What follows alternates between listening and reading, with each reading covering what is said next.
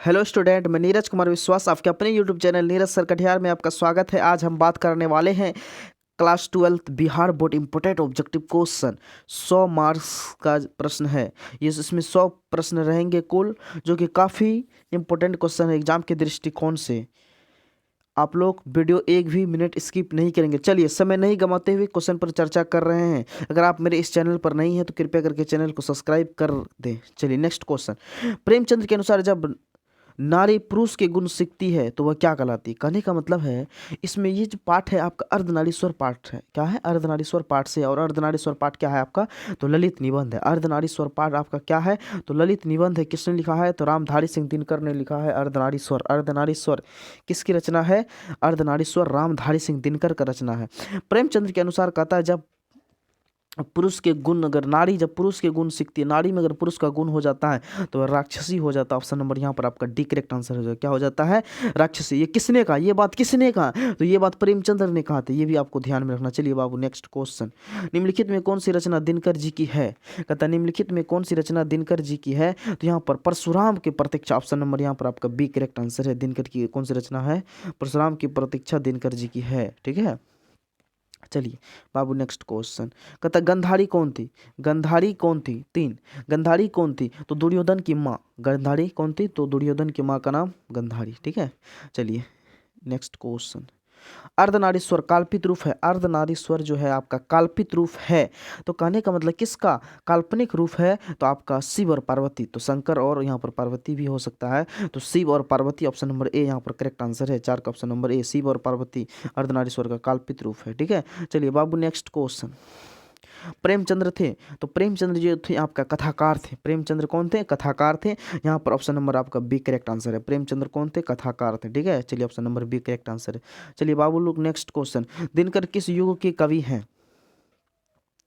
दिनकर किस युग के कवि हैं? दिनकर किस युग के कवि हैं? 6 का ऑप्शन नंबर सी यहाँ पर आपका करेक्ट आंसर है। छायावादोत्तर युग। 6 का ऑप्शन नंबर सी यहाँ पर आपका करेक्ट आंसर है, छायावादोत्तर युग। ठीक है, चलिए नेक्स्ट क्वेश्चन। दिनकर को किस कृति पर भारतीय ज्ञानपीठ पुरस्कार प्राप्त हुआ है? दिनकर को किस कृति पर, उर्वशी नामक कृति पर से भारतीय ज्ञानपीठ का पुरस्कार प्राप्त हुआ है। ठीक है, और कहेगा दिनकर को कौन सा कृति पर साहित्य अकादमी पुरस्कार मिला है? तो संस्कृत के 4 अध्याय पर दिनकर को साहित्य अकादमी पुरस्कार दिया गया है। संस्कृत के 4 अध्याय पर दिनकर को कौन सा पुरस्कार दिया गया है? साहित्य अकादमी पुरस्कार दिया गया है। ठीक है, चलिए 8 का बोलिए। 8 की बात करते हैं। चलिए नेक्स्ट क्वेश्चन 8। कहता युद्ध एवं शांति की समस्या पर लिखी गई काव्य कृति कौन है? युद्ध और शांति की समस्या पर लिखी गई काव्य कृति कौन है? तो आपका कुरुक्षेत्र युद्ध और शांति पर लिखी गई काव्य कृति है। कुरुक्षेत्र महाभारत का युद्ध का वर्णन है। कुरुक्षेत्र महाभारत का युद्ध कहाँ पर हुआ था? तो कुरुक्षेत्र में हुआ था। यह हरियाणा में। ठीक है, चलिए नेक्स्ट क्वेश्चन। यह पाठ रोज क्या है? यह पाठ रोज क्या है? तो रोज आपका कहानी है। रोज क्या है? कहानी है। किसके द्वारा लिखा गया है?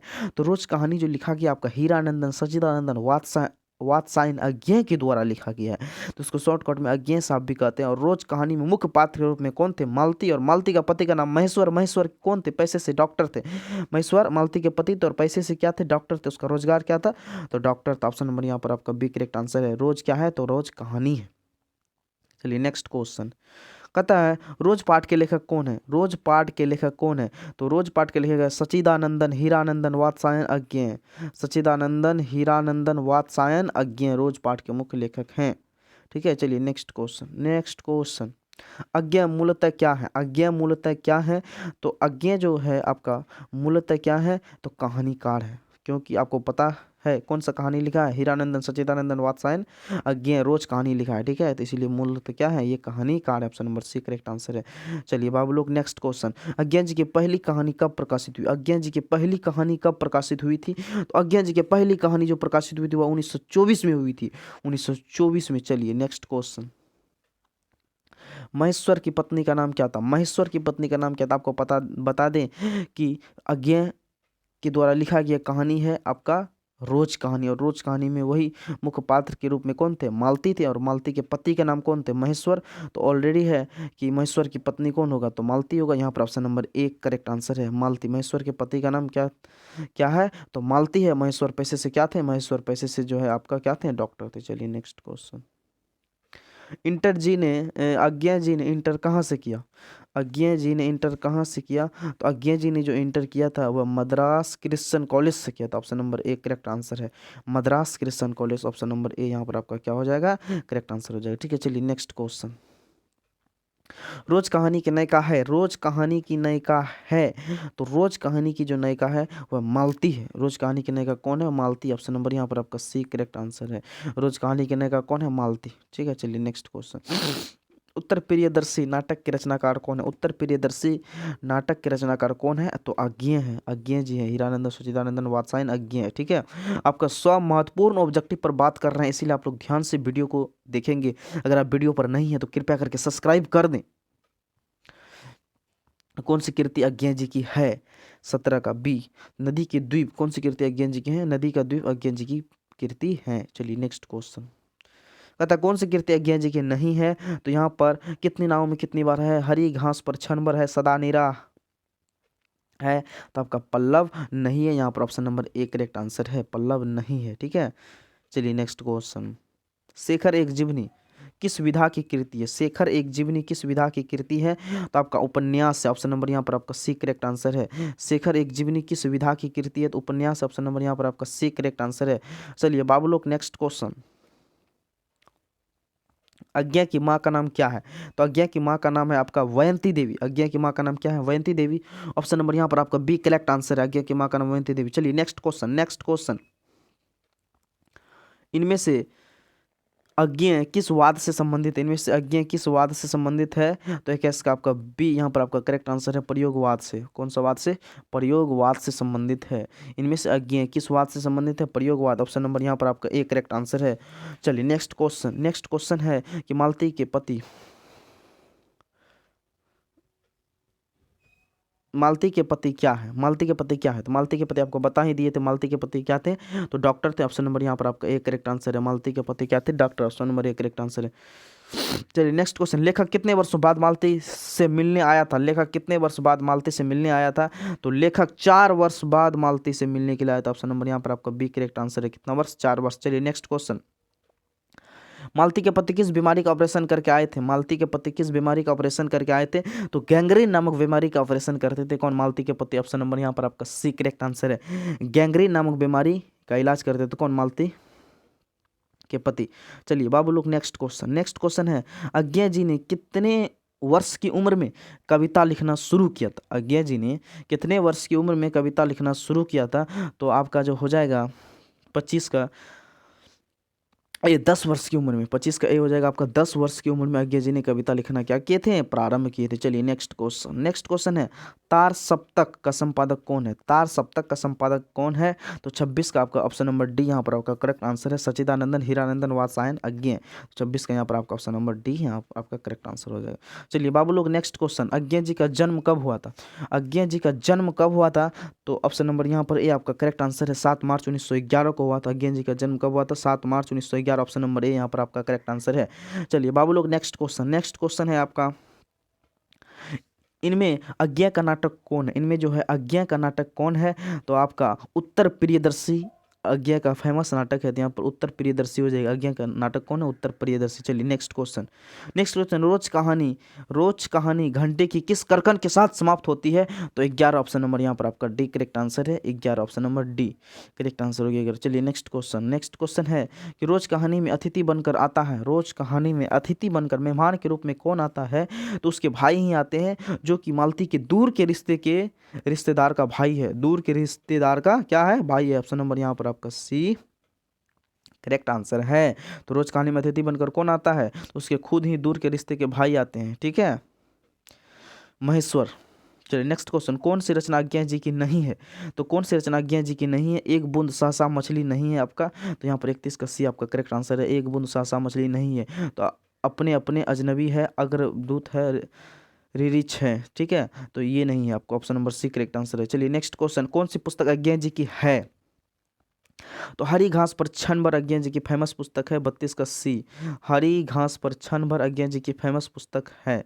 चलिए नेक्स्ट क्वेश्चन, नेक्स्ट क्वेश्चन है अज्ञा के पिता का नाम था, अज्ञा के पिता का नाम क्या था? तो आपका 33 का option number B correct answer हो जाएगा, हीरानंदन शास्त्री। हीरानंदन शास्त्री अज्ञा के पिता का नाम क्या था? हीरानंदन शास्त्री। चलिए बाबू लोग नेक्स्ट क्वेश्चन, नदी के द्वीप किसकी रचना है? तो नदी के द्वीप जो है आपका रचना है अज्ञेय जी की। नदी के द्वीप किसकी रचना है? अज्ञेय जी की। ऑप्शन नंबर यहाँ पर आपका बी करेक्ट आंसर है। नदी के द्वीप किसकी रचना? अज्ञेय जी की रचना है। चलिए नेक्स्ट क्वेश्चन, नेक्स्ट क्वेश्चन है, अज्ञेय को ज्ञानपीठ पुरस्कार किस रचना पर प्राप्त हुआ है? अज्ञेय को ज्ञानपीठ पुरस्कार किस रचना पर प्राप्त हुआ है? तो कितनी नावों में कितनी बार? 35 का ऑप्शन नंबर ए यहाँ पर आपका करेक्ट आंसर है। कितनी नावों में कितनी बार अज्ञेय को क्या मिला है? ज्ञानपीठ पुरस्कार की रचना। ठीक है, चलिए नेक्स्ट क्वेश्चन, मालती महेश्वर की संतान का नाम क्या था? मालती महेश्वर की संतान का नाम क्या था? तो आपका टीटी था। ऑप्शन नंबर सी यहाँ पर आपका करेक्ट आंसर है। मालती महेश्वर की संतान का नाम क्या था? टीटी। ऑप्शन नंबर सी यहाँ पर आपका करेक्ट आंसर है। चलिए बाबू लोग नेक्स्ट क्वेश्चन, अज्ञेय जी की पहली कहानी किस पत्रिका में प्रकाशित हुई है? अज्ञेय जी की पहली कहानी किस पत्रिका में प्रकाशित हुई है? तो यहाँ पर आपका 37 का ऑप्शन नंबर यहाँ पर आपका सी करेक्ट आंसर है, पत्रिका सेवा। ऑप्शन नंबर सी यहाँ पर आपका करेक्ट आंसर है, पत्रिका सेवा। चलिए नेक्स्ट क्वेश्चन, अज्ञेय जी ने घर में किस हस्तलिखित पत्रिका का संपादन किया था? अज्ञेय जी ने घर में किस हस्तलिखित पत्रिका का संपादन किया था? तो आपका ऑप्शन नंबर बी यहाँ पर आपका करेक्ट आंसर है, आनंद बंधु पत्रिका का संपादन किया था। ठीक है, चलिए नेक्स्ट क्वेश्चन, एक लेख एक पत्र के रचनाकार कौन है? एक लेख एक पत्र के रचनाकार कौन है?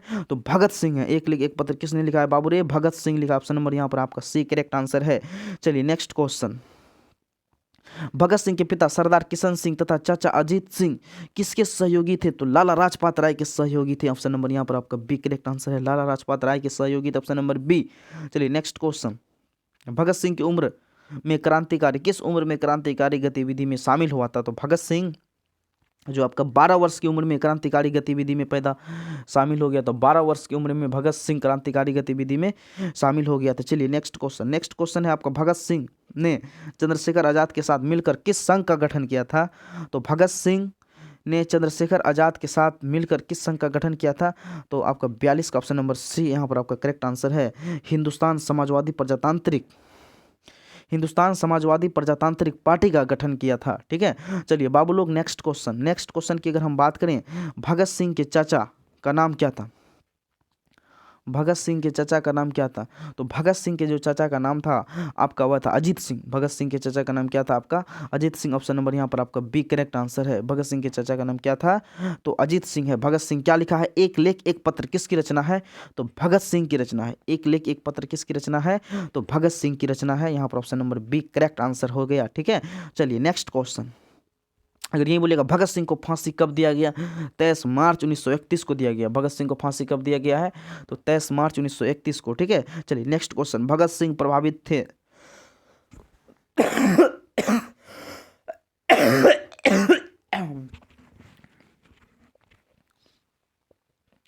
भगत सिंह प्रभावित थे कार्ल मार्क्स से प्रभावित थे। भगत सिंह किससे प्रभावित हुए थे? कार्ल मार्क्स से प्रभावित हुए थे। Option number B correct answer. यहाँ समाजवाद का जनक कहा जाता है कार्ल मार्क्स। कार्ल मार्क्स कहाँ के थे? तो जर्मनी के थे, ये भी ध्यान में रखना। चलिए नेक्स्ट क्वेश्चन, गणेश शंकर विद्यार्थी किस पत्र का संपादन करते थे? गणेश शंकर विद्यार्थी किस पत्र का संपादन करते थे? तो आपका गणेश शंकर जो विद्यार्थी है वह ब्राह्मण प्रताप ऑप्शन नंबर डी यहाँ पर आपका करेक्ट है। गणेश शंकर विद्यार्थी किस पत्र का संपादन करते थे? प्रताप नामक पत्रिका का संपादन किसने किया था? तो गणेश शंकर विद्यार्थी ने किया था। यहाँ पर ऑप्शन नंबर आपका डी करेक्ट आंसर है। गणेश शंकर विद्यार्थी किस पत्र का संपादन करते थे? तो प्रताप। चलिए नेक्स्ट क्वेश्चन, कहता कुलवीर सिंह और कुलतार सिंह भगत सिंह के कौन लगते थे? कुलवीर सिंह और कुलतार सिंह भगत सिंह के कौन लगते थे? तो यहाँ पर आपका option number C correct answer है, भाई लगते थे। कुलवीर सिंह और कुलतार सिंह भगत सिंह के कौन लगते थे? कुलवीर सिंह और कुलतार सिंह भगत सिंह के कौन लगते थे? भाई लगते थे। ऑप्शन नंबर यहाँ पर आपका सी करेक्ट आंसर है। एक लेख एक पत्र किसने लिखा? भगत सिंह ने लिखा। चलिए नेक्स्ट क्वेश्चन, कौन सा निबंध भगत सिंह का लिखा हुआ नहीं है? कौन सा निबंध भगत सिंह के द्वारा लिखा हुआ नहीं है? तो बम का दर्शन है, युवक भी है, विद्यार्थी और राजनीति।